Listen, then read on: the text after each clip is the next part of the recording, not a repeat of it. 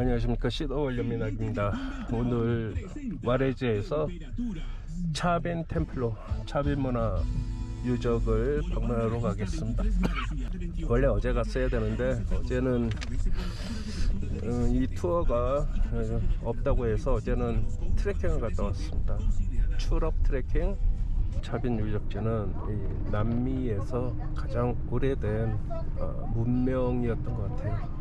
기원전 1200년에서 기원전 200년까지 존재했던 문명입니다. 그러니까 남미, 특히 페루 지역 하면은 마추픽추를 많이 생각하죠. 잉카 문명. 잉카 문명은 굉장히 짧게 그리고 최근에 존재했던 문명입니다. 12세기에 처음 쿠스코를 중심으로 해서 왕국이 생겼다가 15세기에 제국으로 발돋움하여 16세기에 멸망한 왕국이죠. 전성기가 거의 100년도 안 돼요. 그러다 보니까 제가 오늘 가는 차빈 문명은 잉카 문명의 모태가 된 그런 유적지라고 할 수 있죠.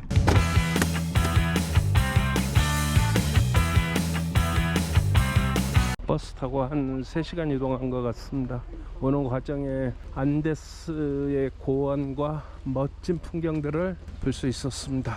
여기가 차빈 유적지입니다. 표를 사야 되겠네. 텔러 모놀리스 2.5m 석주에 옥수수신, 제규어, 뱀, 콘도르 등이 정교하게 새겨져 있군요. 차빈의 신화와 농업 의식을 상징한다고 해석하고 있습니다. 차빈 문화는 선 콜롬비아 시대 기원전 1200에서 기원전 400년 사이에 존재했던 중요한 종교문화 중심지였다고 합니다. 차빈 문화는 안데스 문명 형성에 큰 영향을 끼친 핵심 유적지라고 합니다. 여기가 페루 중북부 해발 3180m 고지대에 있는데요. 기원전 1200에서 기원전 400년은 페루 초기 문명이 형성되는 시기였습니다. 그 안데스 지역의 최초로 범지역적 광범위한 종교 중심지의 하나였다고 이야기를 하고 있습니다. 차빈 문화는 이후에 모체, 나스카, 와리 등 후기 이 페루에 존재했던 문명에 영향을 미친다고 합니다.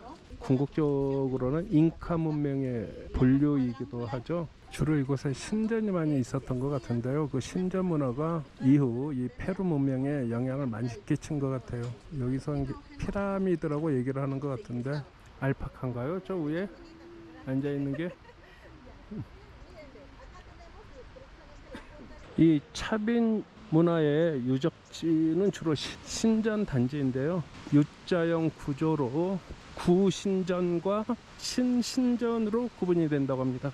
그리고 지하에 미로가 있습니다. 갈러리라고 하는데 좁은 통로와 방들로 구성되어 의식이나 신탁에 주로 사용된 것으로 추정하고 있답니다. 란손 모놀리스라는 화강암 조각상이 있습니다. 중앙신전 지하에 위치한 4.5m 높이의 화강암 조각상이라고 합니다. 란손 모놀리스. 거기 보면 인간과 제규어가 혼합된 신적 형상으로 표현되어 있는데요. 차빈 종교의 중심 상징물이라고 합니다. 여기서 말하는 란손은 창을 의미하고요. 뾰족한 모양 때문에 붙여진 별칭이라고 합니다. 아직 유적이 밝을 과정이 있기 때문에 여기 이 신전, 이 앞마당, 여기는 마치 멕시코 아즈텍과 좀 유사한 느낌이 드네요. 오아하카의 몬테알반에도 이런 넓은 광장이 있었는데 물론 비교할 수 없을 정도로 이곳보다 넓습니다. 몬테알반은. 이곳의 종교는 제규어나 뱀, 서펀트죠. 서펀트, 뱀이나 그리고 콘도르를 신성시했다고 합니다. 그리고 종교 의식을 할 때 산페드로 카투스라는 선인장, 환각 식물을 사용해서 샤머니즘적 의식도 행해졌을 가능성이 있다고 이렇게 얘기를 하고 있습니다. 이 차빈 문화의 예술은 복잡한 조각과 상징을 특징으로 하는데요. 예를 들면 변형된 동물과 인간의 모습, 그리고 금속공예, 특히 금과 은, 금은 세공 기술이 뛰어났다고 합니다. 도자기, 석재 조각 등에 있어서 고도로 추상적인 디자인을 갖고 있는 문화라고 합니다. 그래서 이 차빈 문화는 안데스 문명의 종교 예술의 기원이고요. 환각적 상징과 종교적 건축 기술은 고대 페루인들의 정신 세계를 엿볼 수 있는 문명이라고 하고요. 이후 안데스 문화 발전에 지대한 영향을 끼쳤다고 합니다. 차빈 문화는 안데스 문명의 모체 문화로 후기 잉카 제국의 깊은 문화적 종교적 유전자를 남겼다고 합니다. 잉카 제국은 15세기에서 16세기까지만 존재했던 문명이죠. 여기는 수로인데요. 물이 흐를 때 제규어의 울부짖는 목소리가 들린다고 합니다. 그리고 저 신전 쪽으로 비치는 태양 춘분과 동지의 태양의 빛들이 일치하게 중앙신전과의 연결성이 있다고 합니다. 차빈 유적지 이 아래에는 수로가 있다고 합니다. 수로가 얽혀있고 설켜 있었는데 고고학자들이 그 수로의 진짜 모습을 파악하기 위해서는 차빈 유적지를 다 드러내야 해서 현재 발굴 작업이 어려움을 겪고 있다고 합니다. 수로를 파악하기 위해서 유적지를 훼손하는 그런 우를 범하지 않기 위해서 중단되어 있는 상태라고 합니다. 이거는 농사를 지을 때 필요한 그 별자리를 읽는 도구라고 합니다. 움푹 파여 있는 게 여기서 제사도 지내고 별자리도 관측한다고 그렇게 되어 있습니다. 그리고 이곳에는 제규어를 가장 으뜸으로 섬기는 동물의 신인데 제규어는 남미에서 가장 강력한 동물이라고 합니다. 가만히 생각해 보니까 호랑이나 사자 같은 게 이 남미에는 없지 않습니까? 제규어가 가장 강력했기 때문에 제규어를 신앙의 대상으로 삼았던 것 같습니다. 제규어 신앙이 있는데요. 차빈의 랑송신전 벽화에는 인간과 제규어가 합체된 신상이 등장합니다. 잉카의 퓨마 신화로 계승되죠. 잉카 황제는 제규어의 아들이라는 칭호를 사용합니다. 그만큼 제규어는 강력한 동물, 힘을 상징하기 때문이죠. 차빈 유적지 신전의 벽면인데요. 큰 돌이 있고 작은 돌도 개어놓고 그 사이에 진흙들을 개어넣습니다. 이런 돌을 쌓는 기술이 잉카에 전해졌을 가능성이 크다고 합니다. 차빈의 돌 없이 맞물리는 벽체가 잉카의 쿠스코 성벽의 정교함으로 계승되었을 것으로 추정하고 있고요. 앞에 보이는 게 랑송신전인데요. 들어갈 수는 없게 되어 있네요. 이 랑송신전 안에 벽화에 제규어 형상을 한 인간과 제규어를 합성한 신상이 등장한다고 합니다. 이게 이제 나중에 잉카의 푸마 신화로 계승이 되는데요. 잉카의 황제는 제규어의 아들이라는 칭호를 사용하고 있죠. 이 안에 4.5m 높이의 화강암 조각상이 있습니다. 인간과 제규어가 혼합된 신적 형상으로 차빈 종교의 중심 상징물이라고 합니다. 이 벽화를 볼 수 있을까? 한번 가봅시다. 한 2.4m 정도 되는 화강암 기둥에 인간과 제규어를 합성한 그림이 그려져 있습니다. 여기 더 이상 접근이 안 돼서 자세하게는 확인이 안 되는데 이 중앙 란손 템플에서 주로 신앙의 중심으로 사용되고 있는 그런 종교의 대상이라고 합니다. 저기 희미하게 보이는구나. 이곳이 산 페드로라는 선인장, 즉 환각 자격이 있는 그 식물을 섭취하고 이곳에서 제사 의식을 취하는 장소라고 합니다. 환각 작용이 인간의 의식을 넘어서 초월해서 초월적 존재를 추구하는 그런 과정이 아닐까 하는 생각이 드네요.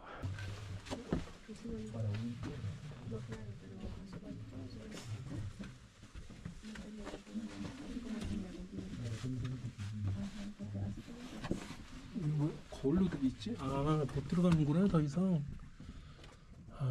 이거 제규어하고 인간의 모습을 형성한 것 같은데. 오케이.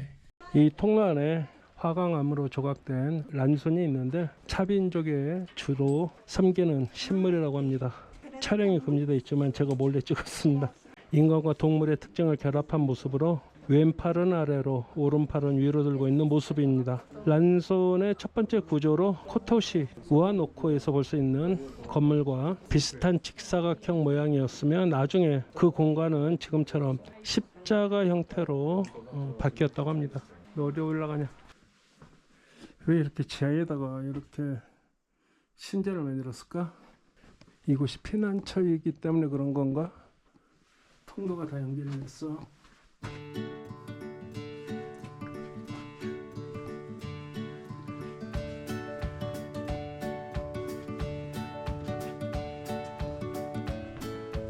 저쪽에도 또 방이 있구나.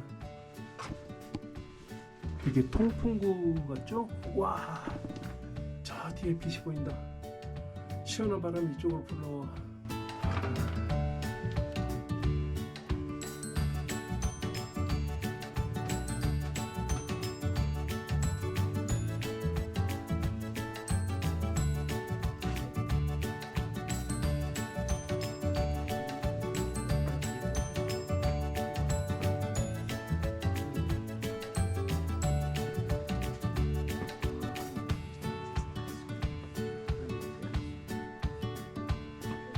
방금 이곳을 들어갔다 나왔는데요, 지하가 아니라 지상에 돌을 쌓고 그리고 흙을 덮어서 피라미드 같습니다.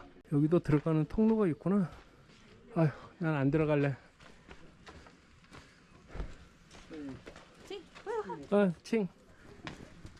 피라미드 내부에서 아까 여기가 보였는데 황기구인가? 이게 황기구?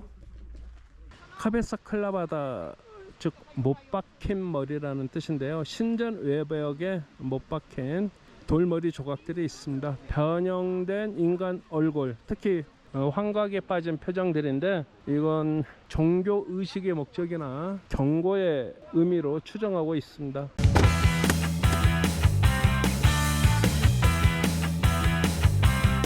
유적지를 다 돌아봤고요. 이 투어에는 박물관까지 가는 걸로 되어 있는 모양입니다. 이제 박물관으로 갑니다. 점심 먹을 시간은 안 주네. 밥은 안 먹이고 그냥 도네. 가봅시다. 2008년에 일본에서 도네이션 한 것 같습니다. 페루 황금 박물관도 그렇고 인류학 박물관도 그렇고 일본인들이 개인 소장품을 기부해서 박물관을 만든 것 같아요. 페루하고 일본하고는 아주 인연이 깊죠. 후지모토인가요? 후지모토인가요? 그 90년대 10년간 일본인 2세로서 페루의 대통령까지 지낸 박물관에 입장료를 내고 들어가야 합니다. 입장료 없이 들어가는 박물관은 중국밖에 없었던 것 같아요. 한 나라의 문화를 외국인이 관람하러 오면은 오히려 고맙다고 상품을 주지 않을 망정 돈을 받다니. 박물관이 무료인 것은 중국한테 빨리 배워야 돼요. 한국도 아주 저렴한 비용인데 여기는 얼마야? 20소리야? 유적지 입장료보다 더 비싸네. 무세오 나시오날 차빈, 차빈 국립박물관에 왔습니다. 입구는 이렇고요. 뭐라고 써있... 자페니스 도네이션. 차빈 박물관은 유네스코에 지정이 되었고요. 일본이 특별히 도네이션 했고 일본과 페루가 아주 친하다, 뭐 이런 내용만 담겨 있습니다. 자, 들어가겠습니다. 그리고 여기에는 일본어로 설명이 되어 있습니다. 일본이 기부를 했으니까 뭐 이 정도는 뭐 문제가 되지 않죠? This is the time of construction that time. 아, 1, 2, 2, 3, 4? 오케이. 땡큐.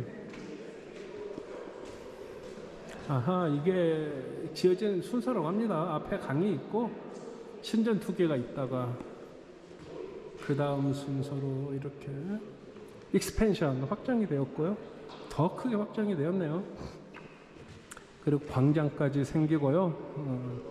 아하, 오늘날 이 모습이 되었군요. 차빈의 건축 양식에서 놀라운 점이 있는데요. 천장이 큰 돌 대들보로 지지되어 있고 내부에 갤러리 시스템과 서로 다른 높이의 작은 방들이 연결되어 있습니다. 그리고 거기에는 환기, 조명 시스템을 통해 외부와 연결되어 있다는 점이죠. 이는 아메리카에서 아주 독특한 건축 양식을 낳았다고 소개하고 있습니다. 이것을 못머리라고 하는 모양입니다. 이게 장식 기능을 할 뿐만 아니라 차빈의 신성한 본질을 반영하는 것으로 여겨진다고 합니다. 고고학자들은 얼굴 특징을 토대로 산페드로 선인장과 같은 강렬한 정신 활성 물질을 섭취하거나 흡입한 후 샤먼이나 사제가 경험한 변화와 지각 상태를 보여줄 것이라고 말을 하고 있습니다. 각각 머리에서 우리는 인간의 특징이 제교의 특징을 지닌, 그러니까 이 얼굴 속에는 제교의 얼굴이 모습이 좀 남아 있다고 합니다. 차빈 문화의 차빈 왕국, 차빈 문화의 문장 같습니다. 차빈에는 이 부조를 많이 남겼다고 합니다. 굉장히 예술적 수준이 높은 그리고 창의성과 뛰어난 실행력에 의해서 만들어진 작품이라고 하네요. 제규어와 악어 같은 짐승과 맹금류 그리고 기본적인 인간의 형태의 뱀의 몸, 날개, 맹금류의 송곳니, 다리, 발톱, 부리와 같은 포식적 특징이 결합된 조각을 해 넣었습니다. 모든 것이 이 동물들의 특성과 관찰, 포획, 섭취의 행위를 말하는데 힘의 상징적 표현이라고 합니다. 신화 속의 존재의 만남에 대한 순례자들의 영적인 필요성은 이미지와 물리적 상호작용을 통해 변화의 경험을 추구하면서 차빈 사제들의 권력을 증강시켰다고 합니다. 이 안데스 산맥의 토착 문화권에서는 코카잎, 담배잎, 산페드로 선장 이와 같은 토착 식물을 섭취하거나 흡입하는 의식이 행해졌다고 합니다. 이런 식물은 현실과 자신에 대한 더 많은 지식을 얻는 데 사용했을 뿐만 아니라 영적 또는 대체 세계와의 소통을 용이하게 하기 위해서 약을 사용하게 되었다고 하네요. 아마 이게 선인장 산페드로 같습니다. 산페드로를 들고 있는데 환각작용을 나타내고 있는 거죠. 이게 주술사고요. 뭘 이렇게 흡입하시나? 이 날개는 아마 콘도르의 날개, 힘을 상징하는 거겠죠. 차빈의 옛날 모습들을 재현해 놨습니다. 조개 껍데기 같은데 이거? 뭐 이렇게 조개 껍데기가 커? 어우, 조개 껍데기에 조각을 해놨네. 이게 악기인 것 같습니다. 이게 소라 피리 뭐 그런 역할을 하는 건데 소리가 굉장히 커 보입니다. 근데 프루토라는 악기입니다. 거대한 조개 껍데기인데요. 조개 껍데기마다 이렇게 장식을 해놨습니다. 오호. 오벨리스크입니다. 이 조각상은 1908년 차빈의 농가에서 의식센터의 마요르 광장 구석에서 발견됐다고 합니다. 오벨리스크는 차빈족의 종교적 상상력을 상징하는 조각품 중에 하나라고 합니다. 두 개의 넓은 면과 또 좁은 면이 이렇게 있죠.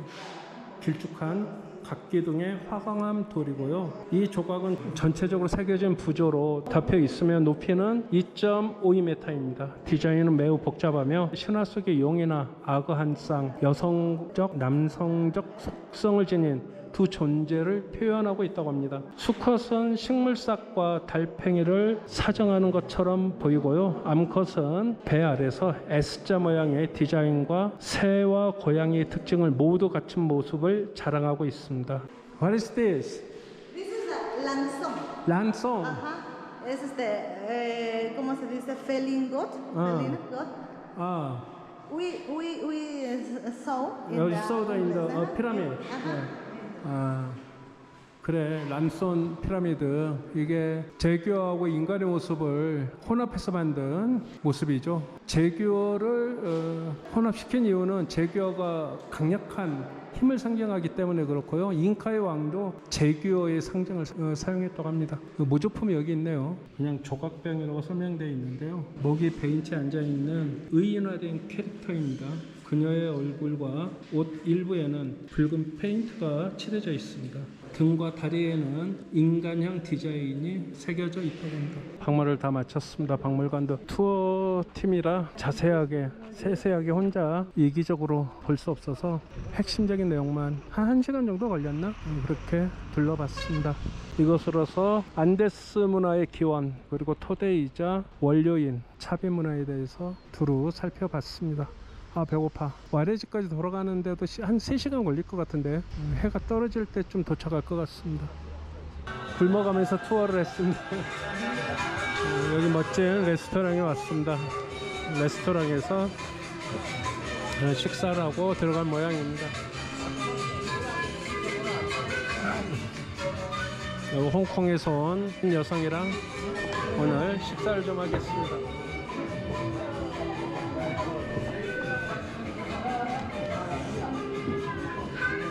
제일 비싸네, 기니피그. Yeah. Expensive, very. Yes. Yeah. How was it? It tasted. Not many meat. just the skin, Uh. crunchy skin, 어? but inside is like chicken. 아, 인사이드 치킨. Yeah, yeah.